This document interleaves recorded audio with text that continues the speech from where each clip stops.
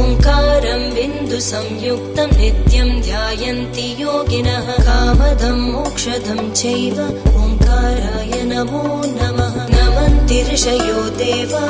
नमन्त्यप्सरसां गणाः नरा नमन्ति देवेशं नकाराय नमो नमः महादेवं महात्मानं महाध्यानं परायणं महापापहरं देवं मकाराय नमो नमः शिवं शान्तं जगन्नाथं